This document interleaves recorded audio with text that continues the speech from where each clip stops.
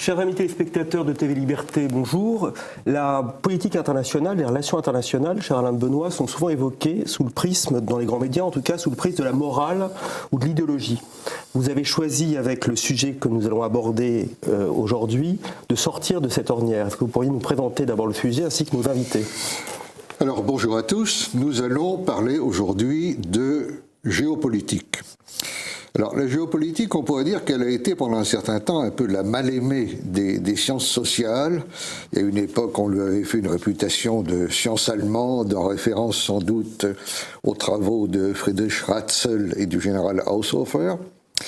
Et puis en même temps, on voit bien que depuis les années 1970, la géopolitique est revenue à l'ordre du jour. Il faut rappeler ou saluer même ici la revue Hérodote de Yves Lacoste, et puis tous ceux qui se sont intéressés à la géopolitique depuis Gérard Chaliand jusqu'à Alexandre de Maranche et bien d'autres. Et je n'oublierai pas non plus notre ami Hervé Couteau-Bégary, trop tôt disparu, qui s'est beaucoup intéressé à la géopolitique, même si sa spécialité était plutôt la stratégie et la géostratégie. Cela dit, la géopolitique reste une discipline controversée parce que, en définitive, son champ d'étude, son statut véritable, reste toujours un peu flou, un peu indéterminé. On peut dire trois choses sur la géopolitique, trois choses tout à fait de base, c'est qu'elle étudie évidemment l'influence de la géographie sur l'histoire et sur la politique. C'est Ratzel qui disait « tout espace a sa valeur politique », c'est-à-dire qu'elle étudie les rapports entre les espaces et la puissance. La seconde chose, c'est qu'évidemment, elle relativise dans une certaine mesure les facteurs idéologiques dans la mesure où elle met l'accent sur des invariants qui sont des invariants de nature géographique. Et enfin, bien entendu également, elle s'inscrit dans le temps long, dans la longue durée, puisqu'elle essaye de repérer ces invariants sur une longue période de temps. Cela n'empêche qu'on lui a toujours fait certains reproches, son déterminisme par exemple, est-ce que vraiment le sol, la géographie, c'est tellement déterminant ? On lui a reproché aussi de faire des constructions artificielles pour expliquer des choses qui se sont passées avec une cohérence qui n'était pas là avant l'événement. On pourrait dire, par exemple, pour poser une question simple, est-ce qu'un pays comme la France n'était pas géopolitiquement improbable à ses débuts, par exemple, hein ? Mais nous allons discuter de tout cela beaucoup plus en détail et nous allons en parler avec Pascal Gauchon, à ma droite, et Christian Arbulot à ma gauche. Pascal Gauchon est normalien, agrégé d'histoire. Il a été responsable de la collection Major aux presses universitaires de France. Il a été directeur de Prépasup, qui était un institut spécialisé dans les classes préparatoires aux grandes écoles commerciales. Il a publié de très très nombreux ouvrages. Je ne citerai que l'un des plus récents, Géopolitique de la France, paru aux presses universitaires de France en 2012, et il dirige depuis sa création l'an dernier la revue Conflit, qui est précisément une revue en très grande partie consacrée à la géopolitique. Et puis Christian Arbulot, qui est lui-même licencié en histoire, diplômé de Sciences Po, directeur depuis 1997 de l'école de guerre économique, vice-président de l'Institut international d'intelligence économique et stratégique. Lui aussi a publié beaucoup de livres. J'ai noté, pour faire court, La guerre économique aux presses universitaires de France en 2011 et chez François Bourin en 2014, un livre intitulé « Sabordage, comment la France détruit sa puissance ». Et lorsqu'on lit les titres de vos ouvrages respectifs, on voit qu'il y a ce mot de puissance qui revient très régulièrement. Alors ce que je vous propose, c'est de parler d'abord de la géopolitique en général, de son histoire, mais surtout de son statut, parce que si aujourd'hui tout le monde a entendu parler de géopolitique, finalement les gens ne savent pas toujours très bien comment la définir, Pascal Gauchon.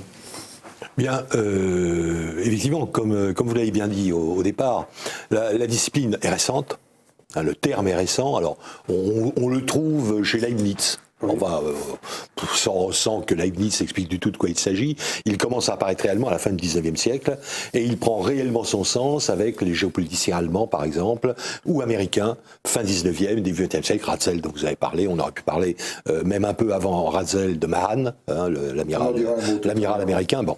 Donc c'est une discipline assez récente, et du coup c'est une discipline qui s'est créée, je dirais un petit peu, c'est assez logique dans le cas de la géopolitique, avec une forme d'impérialisme par rapport à toutes les disciplines qui étaient proches. Donc en envahissant des territoires un peu imprécis qu'elle a fini par annexer. En histoire, en géographie, en relations internationales, et il y a un lien évidemment très fort entre la géopolitique et la relation internationale, en stratégie. Donc la géopolitique est un peu la discipline qui tente de réunir toutes ces disciplines différentes et de les penser de façon synthétique. Alors il y a évidemment une part d'imprécision.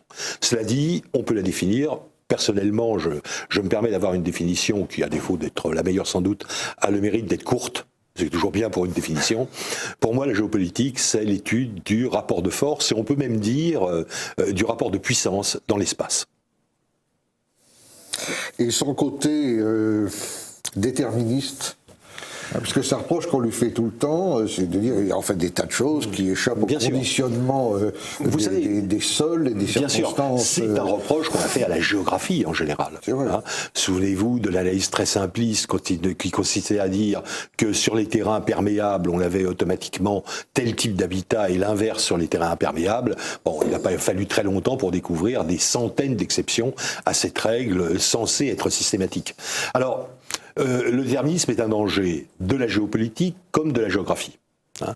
Il n'y a pas que le déterminisme, d'ailleurs, par le terrain, par la géographie.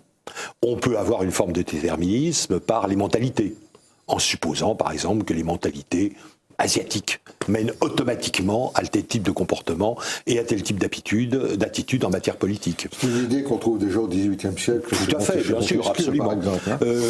Donc,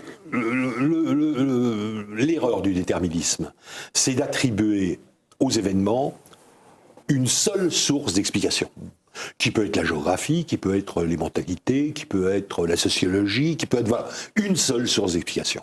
Et la bonne chose à faire, c'est de réunir les différentes formes de déterminisme, de les compenser l'un par l'autre, de les nuancer les uns par rapport aux autres, et on constate à ce moment-là que, ce qui n'est pas une grande surprise, les événements sont le résultat de l'interaction justement d'une série de forces extrêmement diverses, variées, qui toutes ne vont pas dans le même sens, et voilà, certaines l'emportent. Alors, pourquoi certaines l'emportent? Voilà, ça c'est une question intéressante. Certaines l'emportent et orientent les événements dans telle direction.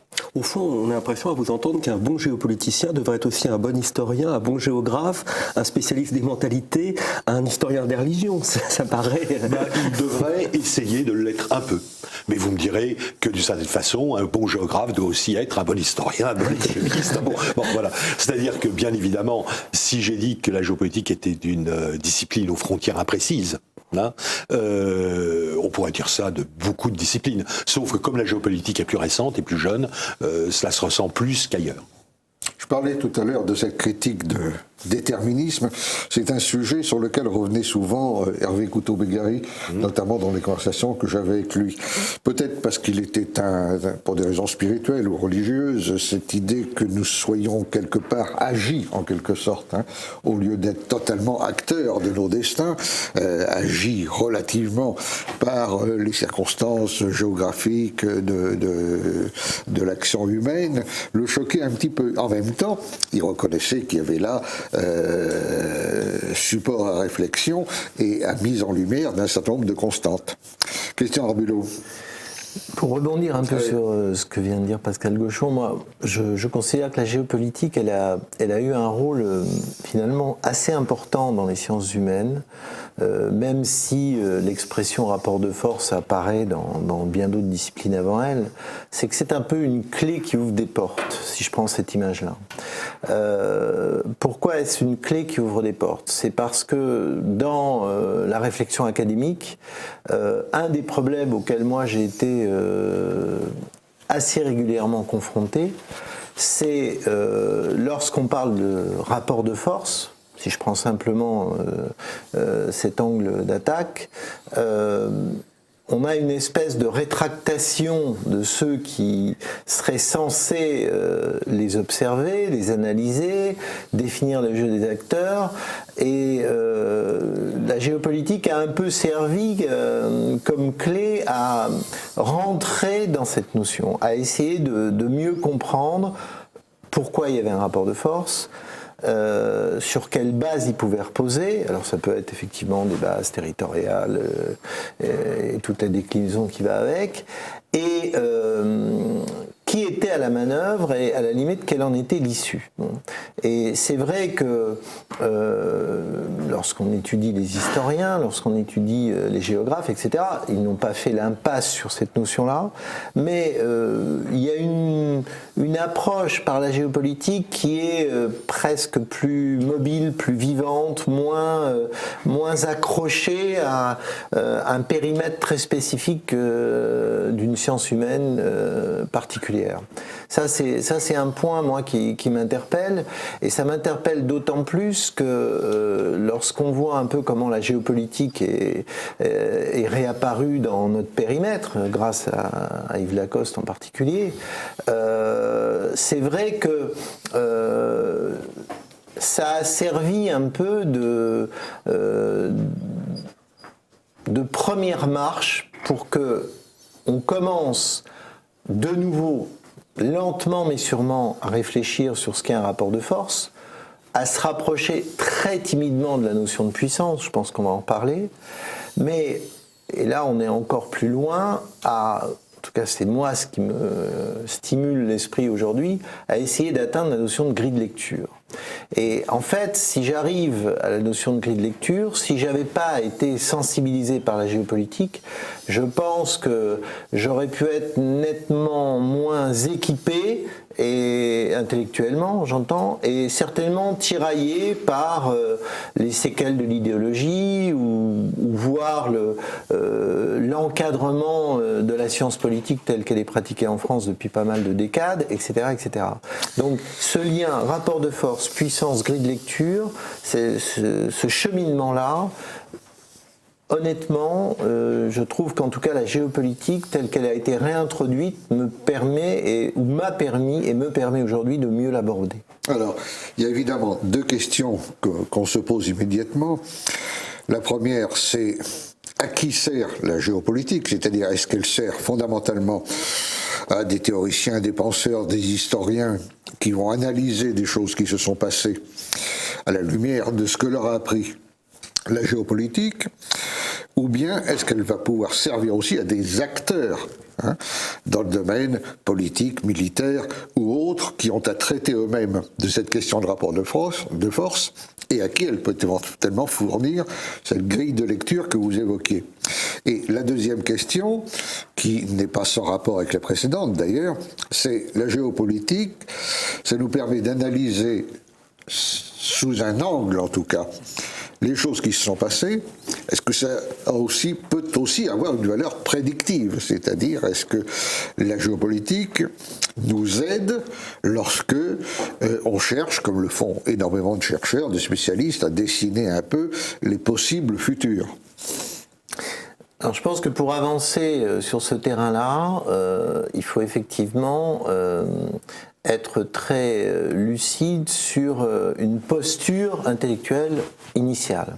Si je prends un exemple très simple, Raymond Aron est le grand auteur du XXe siècle en France sur une grille de lecture éventuelle sur la stratégie.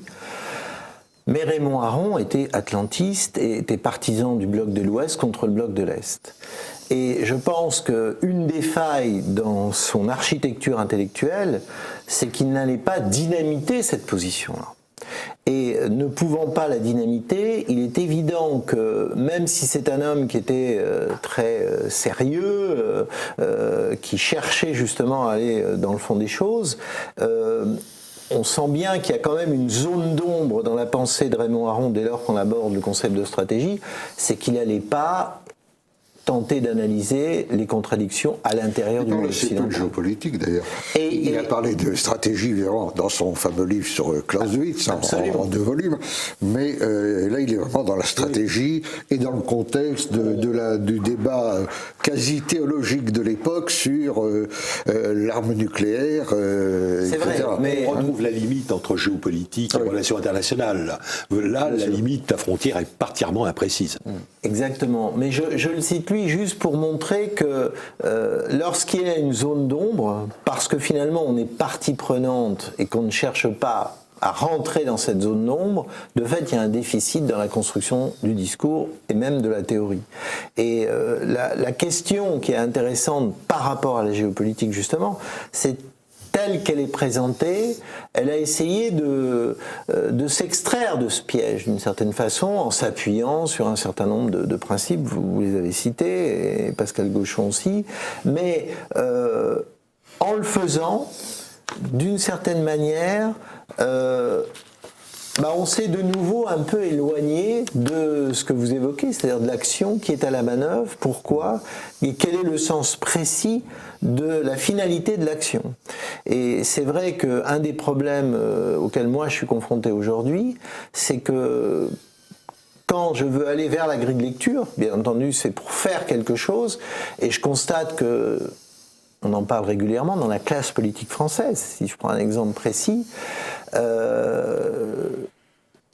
essayer de faire définir à cette classe politique une vision stratégique avec des applications cohérentes derrière, ça relève de l'exploit aujourd'hui. Et lorsqu'on essaie un peu de comprendre pourquoi on n'y arrive pas, c'est parce qu'on sent bien que c'est pas par manque d'intelligence, mais c'est parce que il y a tout un ensemble de problèmes je dirais, en arrière-champ de cette incapacité de définir une vision stratégique qui s'appuie sur la non prise en compte, ne serait-ce que de la géopolitique, qui est considérée comme, je ne sais pas comment la définir dans leur tête, mais plus comme quelque chose d'accessoire, mais pas un enseignement fondamental qui va structurer leur pensée, etc. Et le problème, si je reviens à cette notion rapport de force, à cette notion de stratégie, à cette notion de grille de lecture, c'est que finalement, la classe politique fuit comme la peste ces 3 mots. Et elle les fuit en se donnant toutes les explications possibles. Alors que théoriquement, ces 3 mots devraient être la colonne vertébrale de sa culture et de sa définition de l'action. Et j'en prends un exemple qui est pour moi plus que démonstratif, c'est que si on passe à la radiographie l'ensemble des cours de l'École nationale d'administration, on voit bien que les 3 mots dont je parle ne sont en rien la colonne vertébrale de l'enseignement qu'on va donner à des gens qui sont quand même chargés à terme d'être aux plus hautes fonctions de l'appareil d'État français. Et donc, il y a là un problème vraiment très important. Est-ce que ce refus justement du mot rapport de force, déjà qui est très, très violent parfois pour certains esprits contemporains, c'est pas un refus à la fois idéologique et aussi s'explique aussi peut-être par une vision purement économique des relations internationales, de la stratégie qu'on doit mener, etc. Parce qu'il y a une géoéconomie. Oui. Si quand même on apprend quelque chose dans le monde de l'entreprise, c'est que le rapport de force y existe, et j'ajouterais même qu'il est parfois beaucoup plus brutal que dans le monde de la politique. Les chefs d'entreprise qui s'expriment avec une grande brutalité par rapport à leurs subordonnés, c'est quand même très, très banal. Indépendamment du fait que le mythe de ce qu'on appelait au XVIIIe siècle le doux commerce est quand même aujourd'hui fortement relativisé. Surtout quand il s'agit du commerce des armes, déjà. Quand on voit non seulement le commerce des armes, mais simplement les guerres économiques que se livrent les États. Mais, alors, bien entendu, Christian Arbulot parlait de cette colonne vertébrale. La pratique politique n'est évidemment pas toujours en adéquation, et il ne suffit pas d'être à la tête d'un pays pour se trouver conditionné par la géographie de ce pays. Un pays aussi important que la Russie, c'est pas tout à fait la même politique sous Boris Eltsine et sous Vladimir Poutine, évidemment. Mais revenons un instant à la géopolitique en général. Vous avez donc lancé, vous animez, depuis un peu plus d'1 an, cette revue Conflit Et est-ce que, au travers de cette revue, vous avez trouvé d'abord toute une série de collaborateurs divers et variés, mais également intéressés par cette discipline, de façon à ce que cette revue soit aussi le reflet d'une activité autour de la géopolitique. Il y a une géographie de la géopolitique. Ouais. On va rentrer, ça va être des jeux de miroir. Il y a quelques pays où effectivement la géopolitique est une discipline qui suscite beaucoup d'intérêt. Et pour lesquels il y a des gens qui écrivent, des gens qui réfléchissent, des gens qui lisent. Le premier pays est de loin, c'est les États-Unis d'Amérique. Oui. C'est la patrie de la géopolitique, indiscutablement, aujourd'hui. Il y a un pays comme l'Italie, où il y a énormément de gens qui s'intéressent à cette discipline, etc. Et il y a la France. En revanche, on ne sera pas surpris, pour des raisons historiques, qu'en Allemagne, nous préparons un numéro sur l'Allemagne, pour le prochain numéro sera de conflit sera sur l'Allemagne. J'ai cherché par tous les moyens à essayer d'interviewer un géopoliticien allemand, et quelqu'un qui se dit géopoliticien, voilà, je n'ai pas trouvé. Donc, la France, c'est un pays où la géopolitique suscite de l'intérêt. Donc, il n'est pas difficile de trouver des gens qui aient envie d'écrire, des gens extrêmement connus, comme Yves Lacoste, comme Gérard Chaliand, que vous avez cité, et d'autres, ou des gens, des jeunes, tout simplement. D'ailleurs, on va lancer, je le signale, des mémoires conflits, destinés en partie à des jeunes lycéens, qui seront sponsorisés par Conflit, et qui permettront à des jeunes lycéens de faire des petits mémoires de géopolitique. Les meilleurs seront primés, publiés, etc. Bon, voilà. Donc je suis persuadé qu'il y a un public jeune qui s'intéresse à ça. Par ailleurs, on constate que de plus en plus, on voit apparaître des enseignements de géopolitique sous le nom géopolitique en classe préparatoire, là où j'enseigne encore en classe préparatoire HEC. Il y a maintenant un enseignement, une discipline qui est la géopolitique, tout simplement. On le voit en université de plus en plus, des départements, des instituts de géopolitique, on le voit à Sciences Po, donc voilà, c'est une discipline qui, en France en tout cas, a un début de pignon sur rue, qui intéresse, encore une fois, des gens pour réfléchir, et je m'en réjouis à travers Conflit, qui peut attirer aussi quelques lecteurs. Ce qui n'est pas non plus tout à fait négligeable. Il y a des pays que vous n'avez pas mentionné, vous avez cité les États-Unis, mais enfin dans les pays où on peut supposer qu'on cherche quand même à penser le monde d'aujourd'hui et de demain, il y a aussi la Chine et la Russie. Je ne pense pas que la réflexion géopolitique leur soit totalement étrangère. Non, pour la Russie, il y a même des départements. Si on manque sans doute d'informations. Il y a des départements et des géopoliticiens un peu connus. Pour la Chine, ils en restent plus à une vision plus traditionnelle des relations internationales. Alors, qui évidemment n'est pas radicalement différente, encore une fois, de la géopolitique, mais qui insiste moins sur la dimension spatiale des choses. Il y a eu dans le passé une école de géopolitique au Japon qui était très, bien sûr, tout à fait, très active. Tout à fait. Et que animé, entre autres, si on peut dire de l'extérieur, par Hofer, qui était un grand admirateur du Japon. Oui.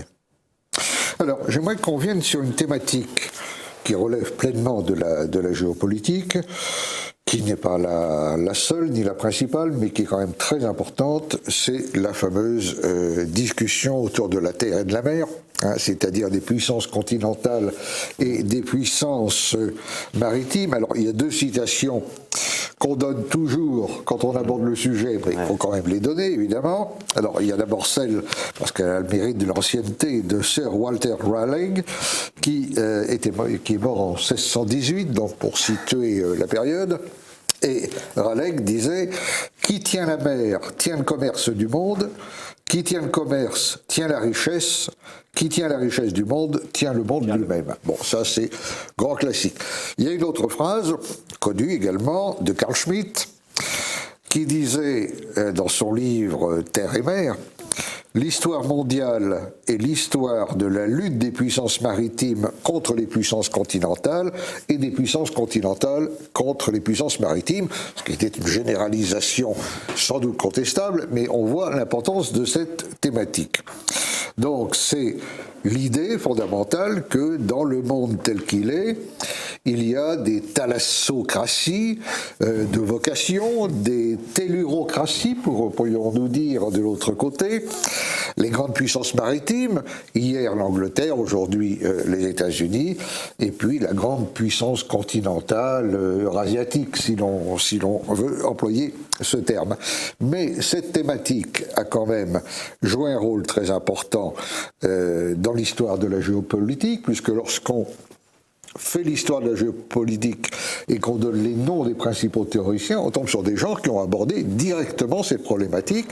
Alors, je crois que ça commence avec l'amiral Mahan, ou Mahan, Alfred Mahan, autour de 1900, qui est un peu le maître à penser de la puissance navale américaine et qui a consacré une grande partie de sa vie à pousser les États-Unis à assumer leur vocation de grande puissance maritime qui, dans le passé, n'avait pas toujours été aussi affirmée qu'elle l'est devenue après lui, et lui aussi partageait cette idée que quand on tient les mers du monde, on contrôle le monde. Et puis alors, à l'inverse, il y a ce géopoliticien anglais, Sir Harold Mackinder, qui est né en 1861, et qui lui va au contraire mettre l'accent sur les puissances continentales, et en particulier sur cette idée que le continent, le grand continent eurasiatique, c'est le pivot du monde, et à l'intérieur de ce continent, il y a encore un cœur, qu'il appelle le Heartland, donc le pays cœur, correspondant grosso modo à la Russie ou à l'Allemagne d'aujourd'hui, et son idée, c'est que si l'on contrôle le Heartland, alors on contrôle le monde parce que c'est là le véritable centre vital. Il faut rappeler qu'il était par ailleurs un grand défenseur de l'Alliance Atlantique. Et puis le troisième, c'est l'Américain d'origine hollandaise Nicolas Speckmann, qui lui prend un chemin un peu intermédiaire et se focalise sur les littoraux, ce qu'il appelle le Rimland, c'est-à-dire le bord du monde, le bord du continent. Et pour lui, il faut être une puissance maritime qui va contrôler ce bord du monde continental, qui va l'encercler et qui par conséquent va le tenir. Alors maintenant, cette opposition entre la terre et la mer, qu'on l'estime tout à fait fondée ou peu fondée pour telle ou telle raison, a aussi une autre valeur, je dirais, quasiment conceptuelle, sinon philosophique, parce que on voit bien que la terre est intrinsèquement du côté du politique, parce que la terre, ce sont des espaces, des territoires, des pays, des frontières, c'est-à-dire des espaces nationaux ou impériaux à l'intérieur desquels se déroule l'activité politique.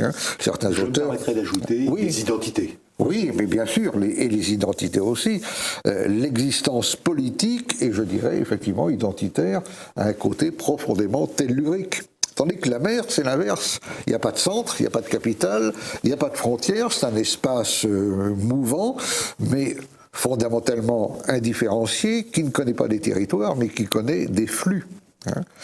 Et dans la mesure où son image motrice, ce sont les flux, si on peut dire que le politique est du côté de la mer, le commerce, lui, est du côté, et si le politique est du côté de la terre, le commerce est du côté de la mer. Et l'on peut même dire, c'est ce qu'avait indiqué le géographe français Jean Gottman, qui est mort en 1994, que au fond, la mondialisation à laquelle nous assistons aujourd'hui, qui est fondamentalement une mondialisation économique, mais pas seulement économique, bien entendu, relève d'une logique maritime beaucoup plus que terrestre. Alors, le vieux débat, est-ce que c'est la mer qui est plus importante que la Terre? Est-ce que c'est la Terre qui est plus importante? Ou est-ce que finalement les deux sont importants, ils sont complémentaires d'une manière ou d'une autre? Pascal Gauchon? Alors, si vous me le permettez, je voudrais revenir sur 2-3 points. Bien sûr, parce que c'est évidemment un des sujets les plus importants. Oui. D'abord, effectivement, vous avez raison, on peut dire que la géopolitique est née d'une réflexion sur la terre et la mer, Mahan, Razel et encore plus à Soffer. Bon, elle est née réellement là. Deuxième élément, c'est une opposition qui me semble marquée par notre héritage intellectuel, philosophique grec, binaire. Et c'est pas la seule opposition binaire. On réduit parfois la géopolitique à l'affrontement terre-mer, mais il y a bien d'autres notions qui nous viennent de la Grèce. La notion toute simple, ami-ennemi.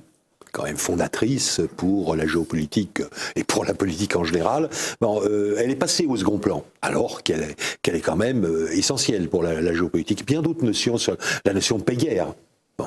Et il me semble que cette pensée binaire dont nous sommes les héritiers est un peu simplificatrice.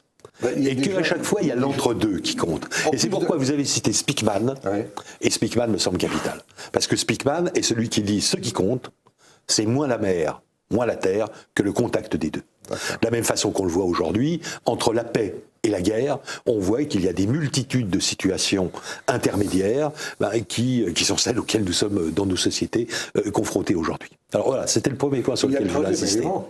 C'est-à-dire qu'il y a la mer et la terre, il y a l'air aussi. Alors, il y a l'air. Qui a pris quand même. Allons-y, soyons francs. Il est du côté de la mer, il est fluide. Oui, parce qu'il y en a encore un quatrième aujourd'hui, qui est totalement du côté de la mondialisation et de la fluidité, c'est Internet. Oui. La mer et la thalassocratie américaine aujourd'hui doit être conçue comme la première thalassocratie moderne du monde, qui règne non seulement sur les flots, mais qui règne effectivement dans les airs, qui règne dans l'espace, et qui règne sur Internet également. Toutes les formes de flux, voilà, tout le monde des flux, par quelque endroit qu'il passe, est contrôlé par les États-Unis. Alors la deuxième chose, et puis je m'arrêterai après, sur lequel je voudrais dégager, qui me semble importante, c'est quand vous avez parlé de l'opposition effectivement entre Mahan et Mackinder. C'est aussi une opposition technique. Technologique. Donc le débat, qu'est-ce qui est le plus important, doit être apprécié en fonction de l'état de la technologie et donc peut se modifier en fonction de la modification de la technologie. Que dit Mackinder ? Mackinder dit longtemps.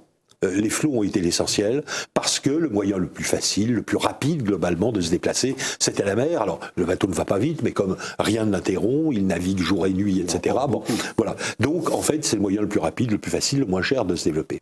Et Mackinder constate que les progrès du chemin de fer permettent, les premiers transcontinentaux datent du dernier tiers, du 19e siècle, permettent aujourd'hui de relier de façon très rapide les continents et là, les différentes régions des continents entre eux, et permettent donc de se passer de la mer. Et ce qu'il prédit quand il parle de l'émergence du Heartland ou de l'Eurasie, ce qu'il prédit, c'est que justement des réseaux de chemin de fer très rapides vont permettre de relier toutes ces régions et vont permettre que ces régions se développent sans avoir besoin de la mer et donc sans se soumettre à l'autorité de la puissance de la thalassocratie. C'était il y a un siècle. Même plus d'un siècle. Et ce qui est extraordinaire, c'est que ces réseaux de chemin de fer intra-eurasiatiques, ils n'ont pas vu le jour quasiment jusqu'à aujourd'hui. Bon, le transsibérien bien sûr, mais concernant uniquement la Russie, et ils n'ont pas vu le jour pour de multiples raisons. Question de coût sans doute, question de troubles politiques, mais aussi la rupture entre la Chine et la Russie en 1960, qui fait qu'on avait prévu toute une série de ce qu'on appelait les chemins de fer de l'amitié. C'était bien le langage communiste de l'époque. Les chemins de fer de l'amitié, ces chemins de fer de l'amitié, ils n'ont jamais vu le jour, ou plutôt on les a relancés à partir du début des années 90. Et aujourd'hui, c'est les routes de la soie. Sans compter deux guerres mondiales. Sans compter deux guerres mondiales, bien sûr. Aujourd'hui, c'est les routes de la soie, aujourd'hui, c'est tous les grands projets de transport eurasiatique. Donc, l'intuition de Mackinder, qui est tombée complètement à l'eau après qu'il l'ait proclamé pour de multiples raisons. Est-ce qu'elle va se réaliser aujourd'hui ? Je ne sais pas. Voilà, tout ce que les deux points qui me semblaient assez intéressants sur ce sujet précis. Oui, il y a une piste de réflexion qui peut, encore une fois, compléter ce que vient de dire Pascal. C'est que si on prend l'Afrique aujourd'hui, il y a des projets en cours de voies ferrées. Je ne vais pas revenir sur le projet de M. Bolloré, qui est d'ailleurs en train de se développer sur une partie précise de l'Afrique francophone, mais on voit bien que l'enjeu des ressources, l'enjeu des matières premières, pour ensuite fabriquer des choses et aboutir à l'échange et au transport de ces marchandises, où là on retrouve la mer, ça devient quand même un des enjeux majeurs. Et ces enjeux majeurs reposent la question des chemins continentaux pour au moins amener jusqu'au port les ressources, avant même d'ailleurs de les fabriquer et ensuite de les transporter. On voit bien qu'il y a des enjeux qui réapparaissent sur la route de la soie avec une cartographie des investissements chinois, par exemple, dans la zone, on en parlait tout à l'heure, qui peut à terme être déterminante comme nouvelle forme de vision des enjeux terrestres liés à des intérêts économiques et plus tard marchand. Donc je crois qu'aujourd'hui, effectivement, cette notion des éléments qui se touchent, moi je partage complètement aussi l'image, c'est comment arriver, à déterminer où sont les zones de confrontation liées aux problèmes initiaux de rechercher les ressources vitales. Ensuite, qui est à la manœuvre, parce que, et là on arrive à la stratégie, et on voit bien qu'on peut définir des acteurs qui, en logique de puissance, sont à la manœuvre, alors que d'autres ne le sont que sur des intérêts privés, par exemple. Et troisièmement, si on se hisse à la hauteur de ceux qui n'ont pas perdu de vue l'importance de la mer, l'intérêt de la géopolitique peut s'arrêter à partir du moment où on bute sur d'autres problèmes. Exemple, un pays comme la France, qui a le deuxième domaine maritime du monde, la façade maritime qu'on lui connaît, et qui historiquement, pour des raisons à la fois culturelles, mais pas seulement culturelles, est totalement incapable de définir une stratégie de puissance sur la mer. Alors que théoriquement, tout l'amènerait à le faire. Alors, si de temps en temps on augmente l'extension des eaux territoriales pour peut-être espérer un jour rentrer dans cette compétition de l'exploitation du monde des océans, etc., etc. Mais toujours est-il que on voit bien que la géopolitique devient une science qui peut être inerte si on aborde un cas comme ça. Comment expliquer que la France soit incapable de s'emparer d'un domaine qui lui tend les bras? Alors, la question que vous posez rejoint un texte qui était paru d'ailleurs dans la revue Conflit, qui disait qu'au fond, la France a été très rarement dans son histoire une véritable puissance géopolitique. Mais alors, vous vous êtes penché longuement sur la question, quelle est votre réponse ? Je crois qu'il y a une raison, alors là presque déterminante entre guillemets, c'est que la France, si on prend l'histoire moderne, c'est, je pense, une belle photographie historique, c'est une économie de subsistance. C'est-à-dire dans un pays qui a cette chance extraordinaire de pouvoir alimenter sa population, ça crée une culture séculaire de l'ancrage, de la non-projection, et qui petit à petit sédimente la pensée. Exemple, nous on le voit dans notre petit périmètre, dans l'intelligence économique, on sait très bien que la culture dominante en France, c'est la protection du patrimoine. C'est pas une culture orientée, là je parle de manière globale, bien sûr qu'il y a des groupes qui l'ont, mais de conquête des marchés. On est plus sur le paysan qui délimite sa terre, qui ne veut pas la perdre, et qui focalise toute son attention sur l'exploitation de cette terre. Donc un pays comme la France, qui est un des deux pays à avoir quand même une stratégie sur la défense de ses frontières, pensez à Vauban, en prenant, alors je ne sais pas s'ils ont pris exemple sur les Provinces-Unies qui avaient quand même repoussé le royaume d'Espagne en jouant aussi sur leurs frontières dans un rapport du très faible au fort d'ailleurs. Il n'y a pas beaucoup de pays qui ont eu dans leur vision du danger et des menaces extérieures cette capacité de traduire ça par une protection des frontières qui prolonge cette culture de protection du champ, qui prolonge la pensée paysanne de la surveillance du champ par rapport aux voisins.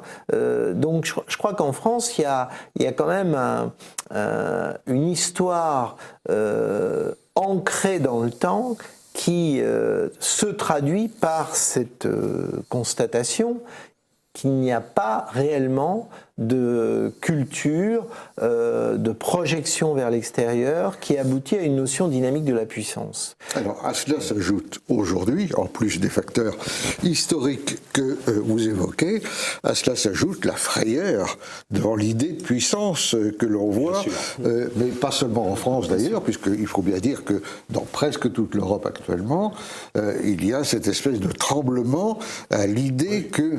je dirais même que la France est l'une des moins touchées. Si on compare à l'Allemagne, les choses sont encore bien pires. Que l'on pourrait vouloir rechercher la puissance, à l'idée que l'on pourrait être l'objet de la puissance des autres, et plus généralement, parce que ça va plus loin, à l'idée qu'on n'échappera pas à ce que dans les rapports humains à la surface du globe, il y ait des rapports de force. Et cette idée choque des gens quand une vue plus universaliste, plus angéliste, disons, du monde dans lequel, en y mettant chacun de la bonne volonté, tous les hommes finiront par se donner la main, n'est-ce pas, hein? Bon. On est quand même à un tournant. C'est là où il y a quand même la question de ce qu'on appelle le réalisme en politique. Bien sûr. Et la géopolitique, évidemment, contribue au réalisme parce qu'elle dit, attendez, il y a ces choses-là que vous voulez mettre sous le tapis, elles sont quand même là. Hein, elles sont quand même là. Même les géopoliticiens américains, dont beaucoup sont des néoconservateurs, Oui. avec en principe un idéal idéaliste, justement, une vision idéaliste des choses, quand on les lit, ils sont d'un remarquable cynisme, n'hésitons pas à le dire, et une analyse parfaitement lucide, et ils sont en fait très réalistes. Alors, dans c'est leur ça qui est analyse. passionnant, d'ailleurs, Mais parce que- ils ont un idéal et ils pensent qu'un jour, effectivement, C'est tous les hommes passionnant s'aimeront parce que- à condition de ressembler aux Américains. Bien sûr, bien sûr. Mais c'est effectivement passionnant parce que là, on est devant un cas qui est pratiquement sans équivalent. C'est-à-dire la coexistence à forte dose et à haut niveau à l'intérieur d'un pays, d'une orientation à la fois totalement universaliste, pacifiante, etc. En même temps, un réalisme d'une brutalité absolument extraordinaire. La vie américaine est une vie violente. Leur pratique dans le domaine des affaires internationales, ils n'ont pas plus d'état d'âme que le flic qui descend quelqu'un qui a fait semblant de mettre la main dans la poche. Hein, bon. Donc, ça, c'est un mélange qui n'appartient qu'aux États-Unis, qui explique certaines de leurs faiblesses, mais aussi beaucoup de leurs forces, car avec cette particularité que vous soulignez, Pascal Gauchon, à savoir que le but, c'est au fond que cette puissance doit déboucher sur un monde plus ou moins américanomorphe, c'est-à-dire que je crois fondamentalement que pour les Américains, c'est un peu une boutade, mais il y a beaucoup de vrai, le monde ne devient compréhensible que lorsqu'il devient américain. Bien sûr. Permettez-moi d'aller encore plus loin et de me faire encore plus l'interprète de ce que je crois être la vision américaine des choses. C'est un monde normal, tout simplement. Le monde peuplé d'Américains, animé par les valeurs américaines et vivant à l'américaine, pour les Américains, c'est un monde normal. Ce qui est anormal, c'est qu'il y a encore des tribus qui barbares, qui vivent en croyant d'autres choses, en se comportant autrement que les Américains se comportent. Et ça, les États-Unis incarnent d'autres valeurs et d'autres grilles de lecture. incarne C'est ça, plus que la protection divine. Ce qui est important, c'est que les États-Unis, dans leur esprit, incarnent la rationalité et la nature.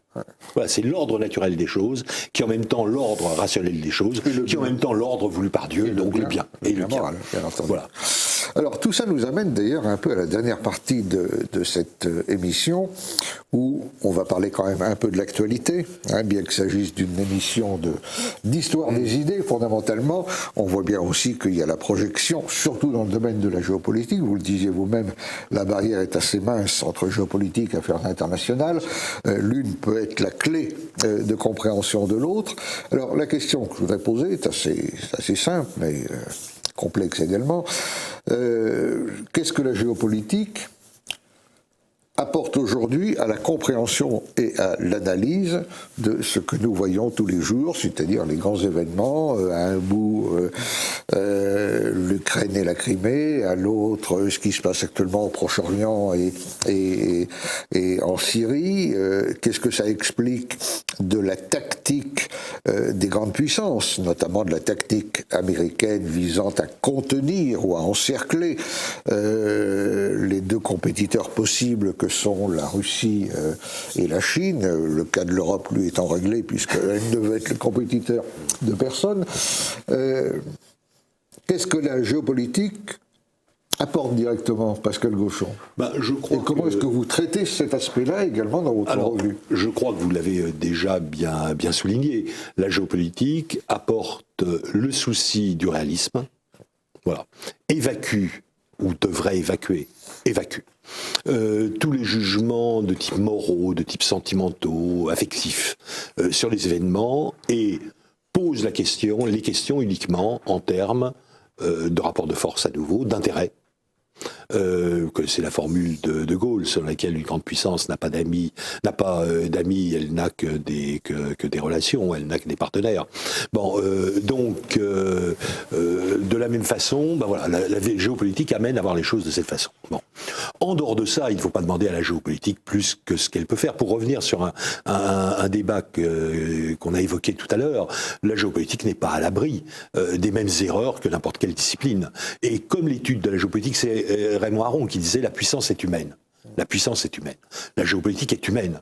Et comme elle parle de l'homme et elle analyse que sont les hommes, ce qu'ils font et ce qu'ils peuvent faire demain, et comme évidemment c'est un sujet particulièrement difficile à connaître, eh bien elle peut commettre des erreurs aussi. Donc il ne faut pas demander à la géopolitique plus que ce qu'elle peut faire. Elle peut analyser, elle peut dire effectivement les choses, elle peut évacuer toute une série de scories, ça c'est très important déjà, évacuer les scories de l'analyse, et après être extrêmement prudente pour indiquer les lignes de force qui pourront se dégager demain.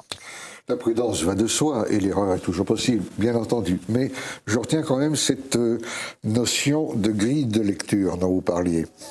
Il est clair que lorsqu'on connaît un petit peu la géopolitique, notamment le débat autour de la terre et de la mer dont on a parlé à l'instant, on comprend mieux, par exemple, l'acharnement que les États-Unis ont eu à pousser au-delà du raisonnable les forces de l'OTAN au plus près possible des frontières de la Russie, leur attitude dans l'affaire ukrainienne, sans parler des révolutions colorées qui se sont déroulées dans les pays de l'Est, le déclenchement des sanctions contre la Russie. Et, vu de l'extérieur, beaucoup de gens peuvent se dire, mais pourquoi cette espèce d'acharnement, cette russophobie, pourquoi on est sorti de la guerre froide, est-ce qu'on veut vraiment y retourner? Or, tout cela prend sens et s'explique quand même assez parfaitement lorsque on tient compte de l'antagonisme de la terre et de la mer, de l'importance du Heartland, de l'Eurasie, etc., et de ces constantes sur lesquelles les géopoliticiens se sont penchés. Et peut-être de la tendance à la puissance à abuser d'elle-même. Oui. Ce que Kennedy appelait l'overstretching. Oui. Parce que, encore une fois, il faut évacuer toutes les scories de la liste géopolitique. Je dirais les scories qui nous déplaisent parce qu'elles viennent de gens dont nous ne partageons pas les idées, mais les scories qui peuvent venir de nous. Hein. Et le problème n'est pas de savoir si les Américains, ont abusé ou ont fait preuve de mauvaise volonté à l'égard de la Russie après 1989 ou 1991. Ils avaient l'occasion de marquer des points décisifs par rapport à la Russie, ils en ont profité.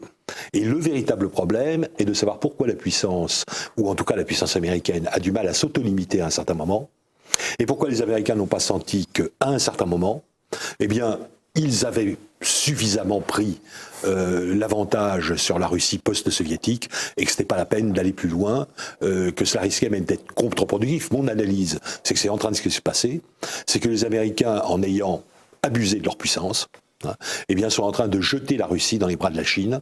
C'est-à-dire que c'est totalement stupide du point de vue américain.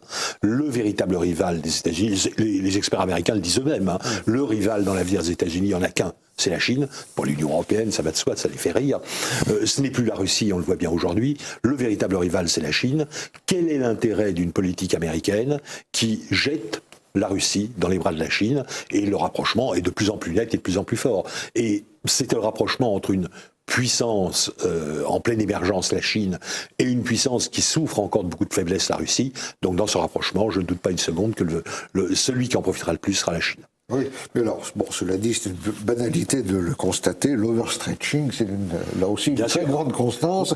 Il y a très peu de puissance qui accepte de se limiter elle-même. Hein. Bien sûr. D'où le vieil adage, tout empire périra, parce qu'à force de s'étendre, ce qui gagne aux périphéries le perd au centre, donc tout s'effondre. Mais, bon... Sur cette question-là, il y a quand même un point qui est important, et Pascal Gauchon disait justement la géopolitique fait ce qu'elle peut d'une certaine manière, comme les autres sciences humaines, mais c'est intéressant de voir quelles sont ses limites en potentiel. Si je prends le cas de la Syrie, et ce qui se passe autour, il y a quand même un élément qui, moi, me semble très très important aujourd'hui par rapport aux États-Unis, c'est que les États-Unis viennent, à travers leur jeu d'apprentis sorciers dans la zone du Moyen-Orient, pour des raisons géopolitiques face notamment à la Russie, l'Iran et d'autres, de perdre leur image de chevalier blanc. Et nous, par exemple, à l'école de guerre économique, on travaille beaucoup sur la notion, alors c'est une grille de lecture, de guerre de l'information, par le contenu surtout. Et on se rend bien compte que les États-Unis, dans leur histoire récente, ont subi une première défaite très importante qui a été gommée ensuite par l'invasion soviétique en Afghanistan, c'est la guerre du Vietnam. La guerre du Vietnam, c'était la première fois que les États-Unis reculaient. Et c'était dû à une guerre de l'information perdue à l'intérieur des États-Unis sur une partie de leur population. La guerre en Syrie, c'est la perte une nouvelle fois de cette notion. À l'époque du Vietnam, c'était libérons le communisme, libérons le Sud-Vietnam, ou le Vietnam d'ailleurs du communisme. Là, en Syrie, c'est préservons la démocratie. Et ils viennent perdre une nouvelle fois, leur image de chevalier blanc. Et c'est une défaite très importante parce que là, c'est pas une partie de l'opinion publique américaine, c'est une partie du monde qui s'accorde à dire que les États-Unis ne peuvent plus aujourd'hui symboliser la puissance qui amène la paix, la démocratie, le retour aux affaires normales. Cette notion de défaite, car c'est quelque part une défaite, elle n'est pas identifiable par des éléments qu'on retrouve dans la grille d'analyse classique de la géopolitique. On est plus dans autre chose, et la perte de cette image de chevalier blanc, donc deuxième défaite importante des États-Unis dans leur histoire contemporaine, ça va être très intéressant d'en voir les conséquences. Et les conséquences ne vont pas forcément être limitées à la réalité, opposition par rapport à la Chine en tant que danger principal de puissance, reprise en main d'une marge de manœuvre de la part de la Russie dans cette région du monde. C'est peut-être plus grave que ça. C'est peut-être plus grave que ça parce que dans cette perte d'étiquette de chevalier blanc, sur l'histoire longue des États-Unis, s'effondre brutalement l'image d'une puissance positive qui apporte quelque chose au monde. Et je crois que on n'a pas encore assez de recul, bien sûr, on est trop à vif au cœur du problème, mais je crois que ce qui est en train de se passer dans la zone Moyen-Orient, ce qui s'ajoute à ce qui s'était déjà passé au Vietnam, dans l'image d'un empire, et son devenir, pour les États-Unis, c'est quelque chose de très grave. Et je terminerai juste ma réflexion sur un petit point, c'est que je me souviendrai toujours de ce témoignage d'un officier britannique que j'avais dans une intervention à l'époque au Collège intermédiaire de défense, qui disait que l'image porteuse de l'Empire britannique à l'apogée victorienne s'est fissurée ou dans la Corne de l'Afrique, lorsque les Blancs anglais ont attaqué des Blancs Boers, avec la violence qu'on a connue, et dans l'esprit populaire de la Grande-Bretagne, c'était un résultat catastrophique. Cette autodestruction par confrontation de blanc contre blanc dans la zone africaine. Et moi je crois que aujourd'hui il devient très très important de faire justement de la transdisciplinarité, je ne sais pas comment appeler ça, mais de bien prendre en compte ces différents enjeux. Et je pense que dans la notion d'empire, il y a bien entendu la force, il y a bien entendu tout un tas d'éléments, mais il y a aussi un élément parfois on omet de souligner, qui est cette unité charismatique de l'empire. Et là, je crois que les États-Unis, aujourd'hui, sont en train d'affaiblir très sérieusement ce capital humain et ce capital dans la pensée, et que ça risque de leur coûter très très cher dans l'avenir. Pourquoi, pour quelle direction, au profit de qui, ça c'est une autre histoire. Oui, je pense qu'on peut d'ailleurs aller un peu plus loin. Moi, je suis d'accord pour penser qu'ils ont subi ce double échec et que leur image de chevalier blanc, effectivement, tend à s'effacer. Ce qu'on constate, c'est qu'aujourd'hui, au moment où la Russie réapparaît comme une force, non seulement comme une puissance régionale, mais comme la vieille puissance traditionnelle internationale qu'elle était, et à un moment où l'analyse rétrospective de la guerre froide montre aussi que derrière l'anticommunisme qui motivait l'antisoviétisme américain, il y avait aussi de l'antirussisme. Hein. On habillait ça dans la grande défense du monde libre contre le communisme, mais les Américains étaient bien conscients qu'ils luttaient aussi, au-delà de cela, contre la puissance russe, et maintenant on le voit à l'état pur. Tout cela arrive quand même dans un contexte qui est marqué par, la crise générale du système financier et de la position du dollar, hein, qui se heurte à des offensives fortes, notamment de la part de la Chine, hein, et de tous ceux qui militent pour un autre système financier international. Et puis aussi, c'est une banalité de le dire, mais il faut le rappeler, de la montée en puissance des pays émergents, c'est-à-dire de la transition d'un moment unipolaire vers un monde multipolaire. Hein? Me permettez-vous de dynamiser ou de dynamiter le débat? Oui. Pour dire que je ne suis pas du tout d'accord avec vous deux. Bon, très bien. Alors voilà, non, je ne suis pas du tout d'accord. C'est ça qui est intéressant. Premier élément, je crois, il ne faut pas attribuer trop d'importance à l'actualité. Vous venez de le dire. Avec le recul du temps, on voit bien que De Gaulle avait raison quand il appelait l'URSS la Russie de toujours. Bon, voilà. Donc il y a des réalités de long terme si on est prisonnier de l'instant. Donc je dirais, premier conseil, si on veut faire de la géopolitique, brûler tous les quotidiens. Voilà. En général, presque tous les journaux. Ne pas les consulter. Bon, je caricature un peu bien sûr, sauf évidemment la revue que j'ai dite. Malgré tout. Deuxième, ça va de soi. Deuxième élément, et ça c'est le plus important, ne pas prendre nos désirs pour des réalités. Hein. Ouais. Pardonnez-moi, mais depuis que je suis adolescent à peu près, j'entends dire tout le temps que le dollar va s'effondrer, qu'il est menacé depuis 71, disons. C'est déjà un peu moins adolescent, mais bon, qu'il va s'effondrer, qu'il va disparaître et tout. Il est toujours là.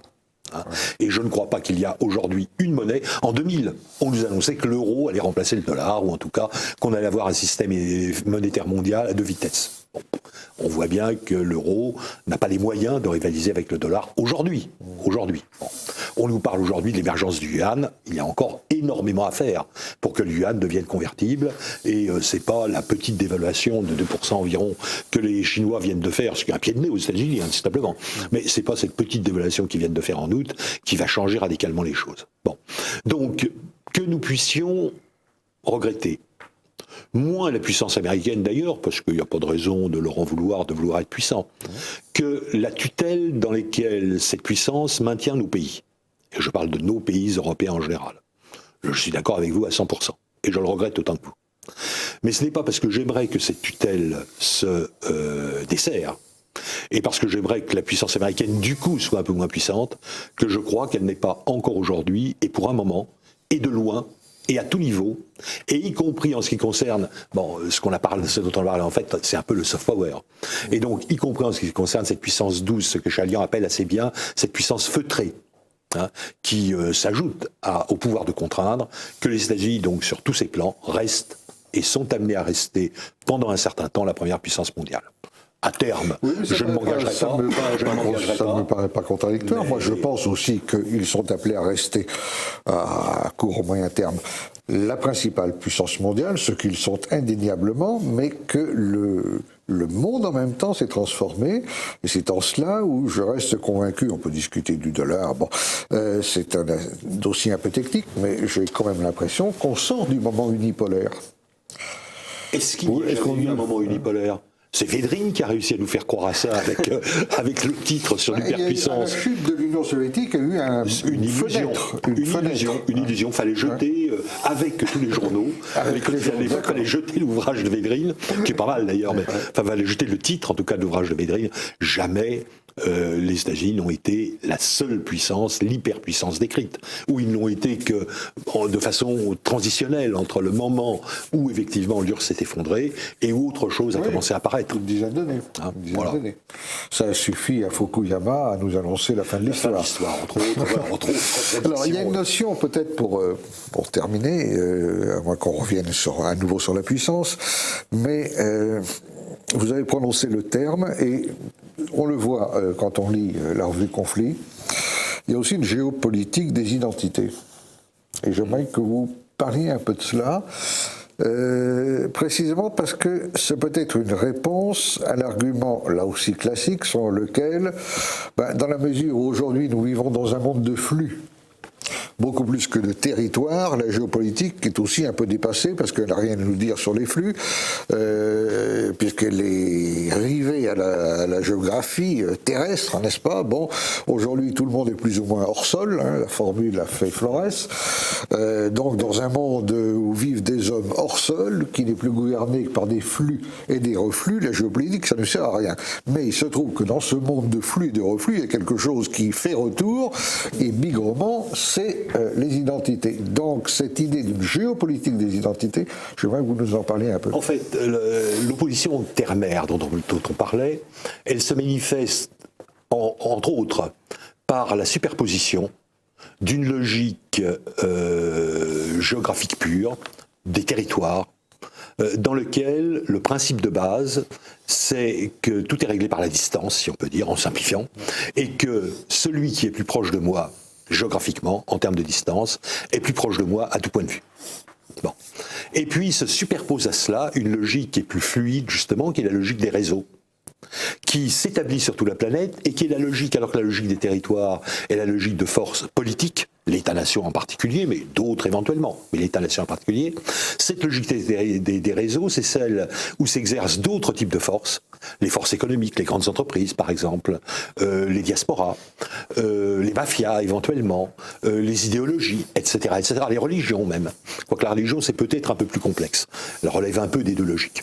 Bon, voilà, il y a toute cette logique des réseaux, c'est comme un filet, puisque le réseau c'est un filet, qui est posé sur la mosaïque des territoires et qui est censé effectivement, un peu comme le rétiaire enserre le myrmidon dans les combats de gladiateurs à l'intérieur de son filet avant de l'écraser avec, symbolique, son trident, arme maritime s'il en est, arme de Neptune, eh bien de la même façon le réseau, ce filet étouffe littéralement les territoires et les fait disparaître. Or, ce que l'on oublie, c'est que le réseau n'est pas suspendu dans le virtuel, il a besoin du terrain, il a besoin des territoires.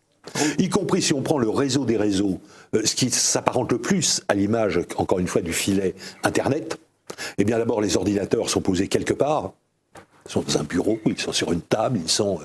Et deuxième élément, ils ne fonctionnent que par un certain nombre d'éléments matériels, comme les fameux serveurs racines, dont la moitié à peu près est située sous le sol américain, ce qui d'ailleurs donne au passage aux États-Unis aussi un moyen éventuellement de pression sur ce réseau, si nécessaire était. Bon, ils en ont d'autres, comme l'ICANN, qui s'appliquent bien plus.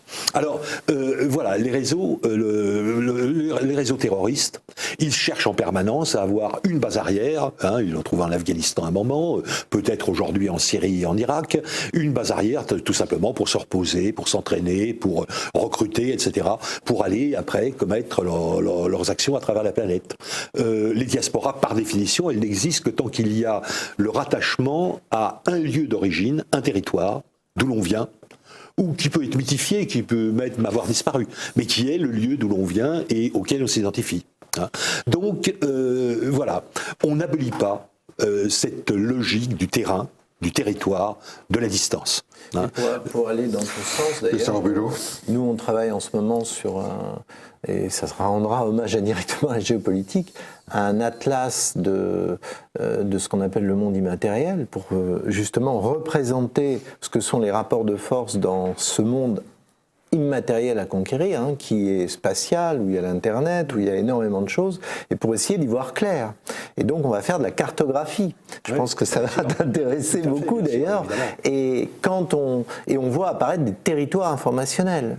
Et dans la guerre économique, quand on travaille sur ce concept, et d'ailleurs grâce à la géopolitique, je découvre aujourd'hui que Frédéric Munier va passer une thèse labellisée guerre économique, et pas pour parler de la Première Guerre mondiale, mais pour parler de l'époque actuelle, grâce à un géographe, professeur d'université, qui a accepté cet intitulé, ce qui est une progression assez intéressante d'ailleurs, hein, dans la perception de certaines écoles du monde académique.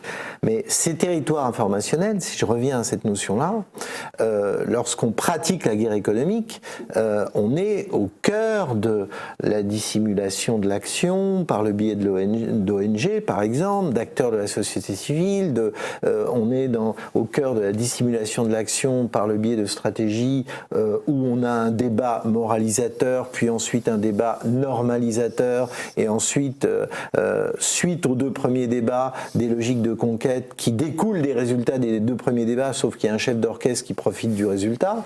Et ces territoires informationnels, pour le champ des géopoliticiens du XXIe siècle, ce sont des champs exploratoires très très intéressants, parce que le monde de l'entreprise, tu le disais, qui est très très violent, qui est très créatif dans le rapport de force justement, mais est en train de s'engager sur ces territoires de manière de plus en plus significative. D'abord parce qu'il est attaqué, donc il défend ses positions, et il est souvent attaqué, pas simplement par des citoyens qui lui reprochent des erreurs ou des fautes, mais par des concurrents déloyaux ou des puissances dans des optiques géoéconomiques qui sont très agressives, et d'où rapport de force, d'où stratégie, et d'où nécessité de lecture.